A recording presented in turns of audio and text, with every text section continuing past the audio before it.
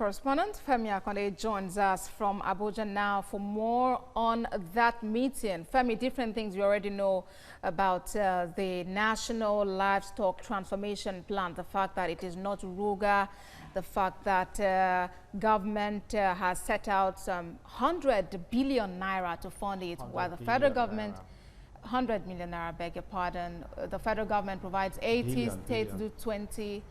And state governors seem to be in sync with this. But how soon, actually, do we expect this to kick off?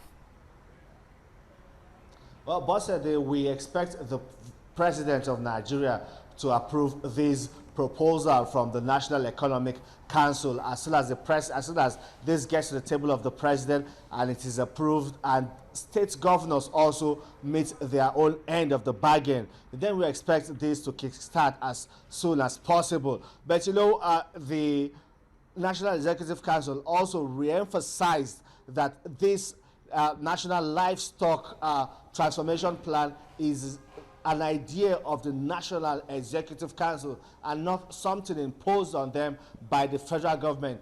This was an idea of the Federal Executive Council in liaison with the federal government, and it is for animal husbandry and not for cattle breeding, ranching, or some other controversial or some other issues that have turned very controversial. The federal government is saying that this is one critical sector in the agricultural value chain that has the potential of increasing the country's GDP. And the federal government is also committed to ensuring that they see this through. But all that, again, depends on the state governors and other stakeholders keeping their own end of the bargain. Abosede.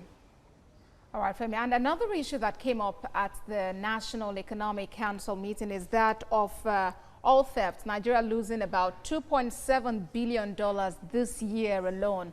What plans do we know about making sure that the impact of this is not felt on the economy?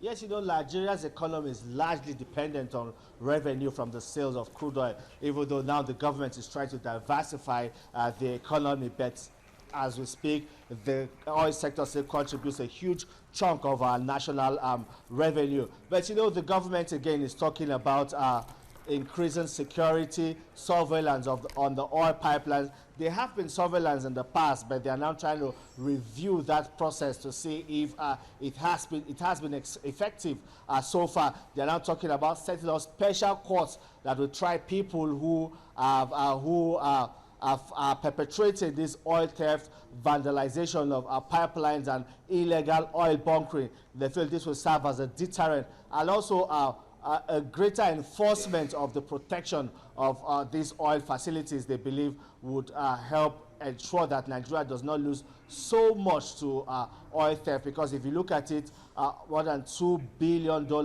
that is a huge sum that if it was proper, if that was prevented, would do so much for national growth and development. Okay, Femi. Senior correspondent Femi Akande joining us from Abuja on the National Economic Council meeting held earlier today.